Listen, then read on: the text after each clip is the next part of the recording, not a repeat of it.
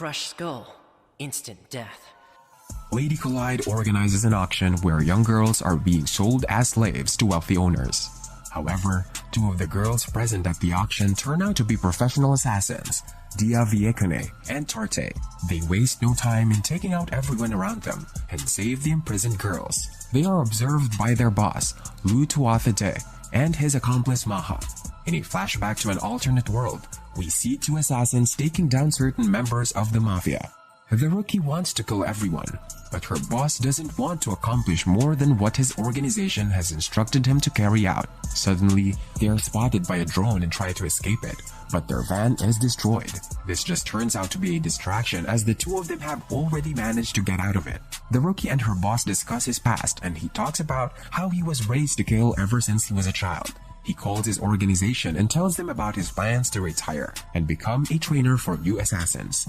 The rookie grows restless, but her boss reminds her that she's still a novice, so she needs to be more careful.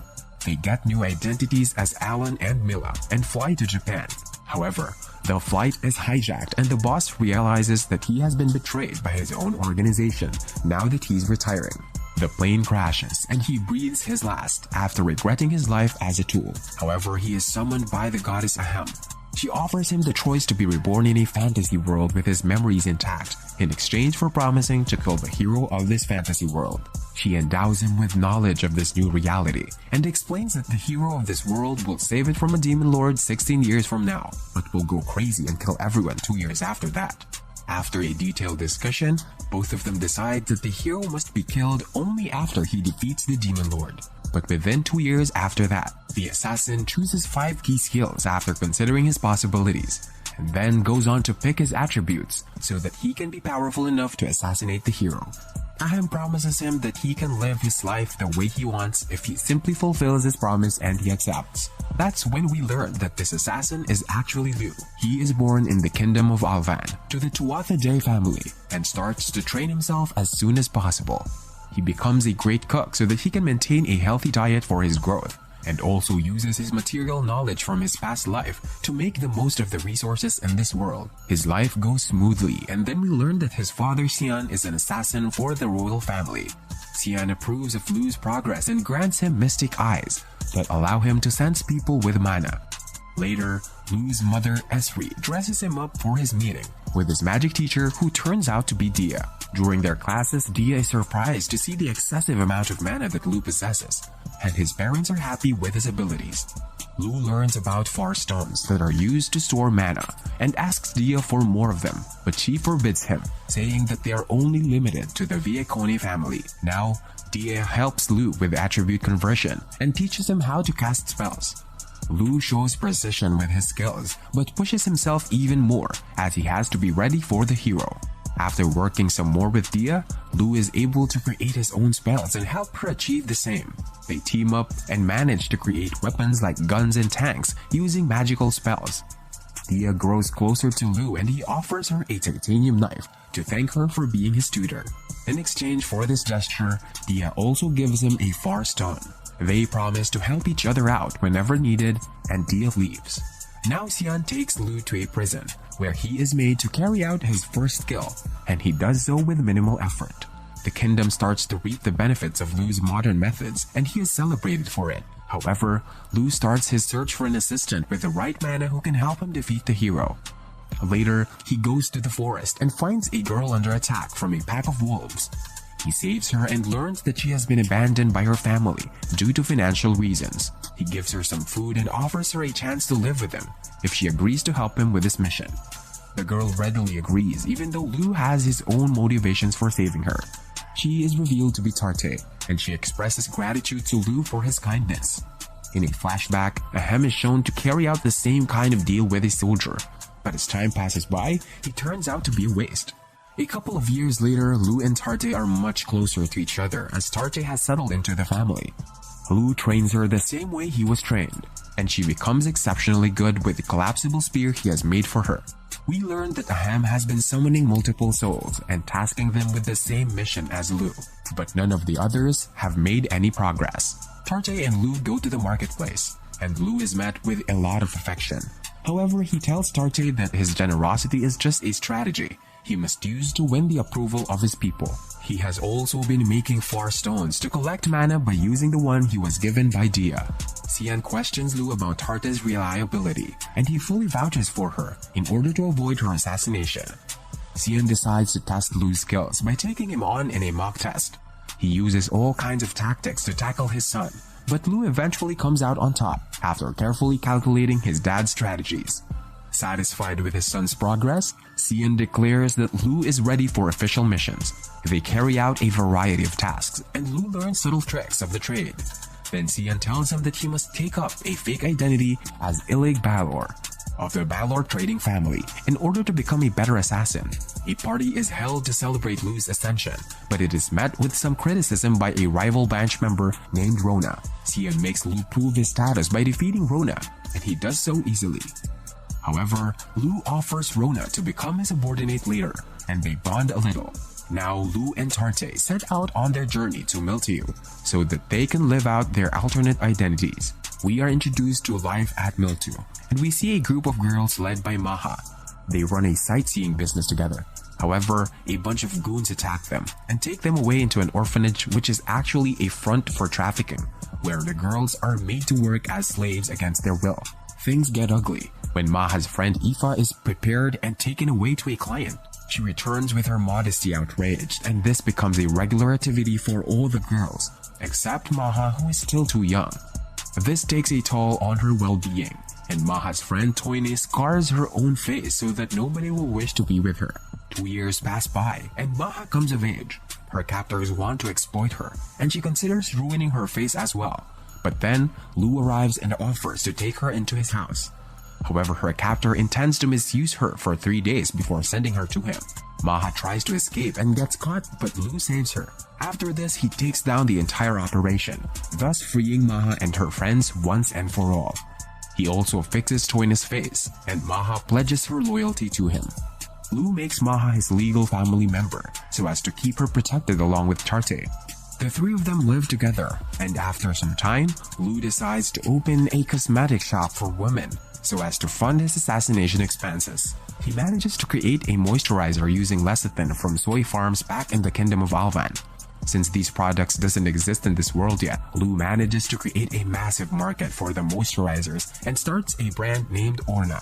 His Tantan parents are pleased with his progress, and the Balor Trading Company focuses all its resources to make the new moisturizers.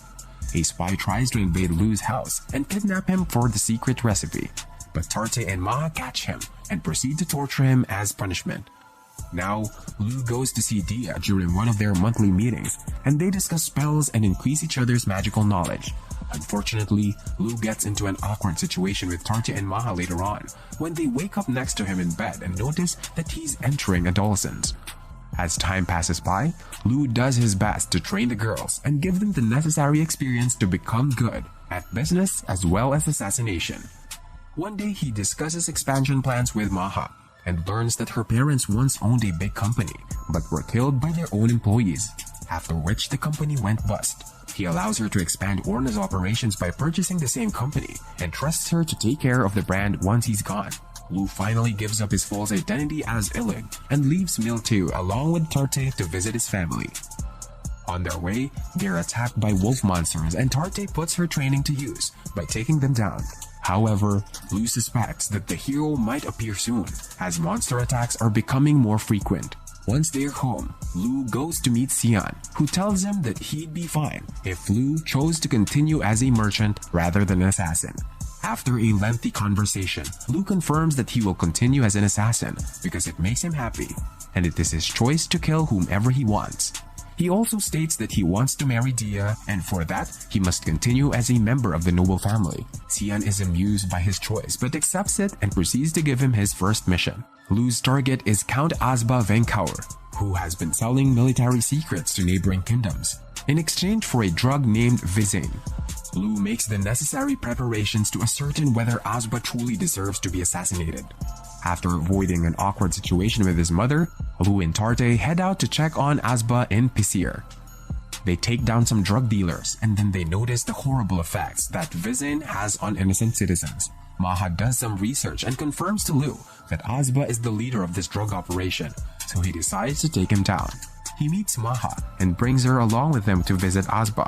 On their way, she confesses her love for him and suggests that he should take her and Torte as his mistresses, even after marrying Dia. They meet Asba and his wife Bridget under the guise of selling Orna products and gets the necessary information to kill the Count. At night, they enjoy a party after which Lou kills Venkar. He feels guilt after seeing Bridget in tears, but has no regrets as this was his own choice.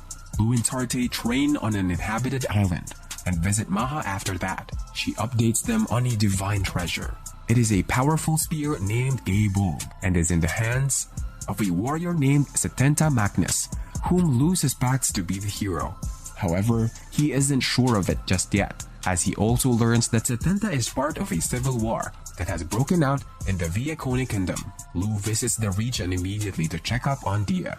He offers to escort her family to safety, but she says the war isn't too serious, so she's going to stay back with her troops. Now Dia takes Lou out to spend some time together. They play games and also help a kid named Rico find his mom, after which they go to a hot spring and bond some more. After a lengthy conversation, Lou understands Dia's motivations and respects her wishes to stay back. Then they get intimate with each other. However, after Lou leaves, we learn that the situation is a lot more serious than Dia had led on, as she had created a deception to misguide Lou. Once he gets back home, Cian tells Lou that his next target is Dia. Lou asks some questions for clarity and learns that Dia's father, Dimor, has requested for her assassination, hoping to end the war and save his daughter from a torturous future. Lou has the choice to reject the mission but accepts it so that he can save Dia instead of killing her. He also learns that he is following in his father's footsteps, as Esri is also from the House Viacone. Tarte helps Lou reach his destination by using up all her mana to block the wind from obstructing him as he rushes towards Dia. Meanwhile, Ahem checks up on all the souls she had reincarnated and only finds one soul that's still standing. Now, Lou begins his attack on the opposition army by using his guns and bows to cause panic. Sensing the advantage, Dia's army members attack and dominate their enemies. Then Lou eventually makes his way to Dia and Dimor in the middle of battle. Dimor reveals his true intention and plans with Lou to fake Dia's suicide so that they can end the war. However, the castle comes under attack when Setenta makes his appearance with the spear. Lou uses his bombard to blast him away, but the knight survives and even recovers from the damage. Lou has no choice but to accept Setenta's challenge, despite knowing he's no match for him. He comes up with a plan to launch a projectile into space and power it with magic so that it can kill Setenta in one blow. He kicks off his plan and manages to stall for time long enough, thus allowing the projectile to destroy Setenta without them even having to battle. Lou passes out from the collateral damage and is woken up by Dia afterwards. He kisses her in a moment of passion, and they return to Elven once things are back to normal. Cian manages to give Dia a new identity as Lou's sister to keep her protected. Then Lou learns that the hero Epona Rhiannon has finally arrived. And that's the end of the season. Please like, share, and subscribe to stay updated on all my upcoming recap videos. I'll see you soon.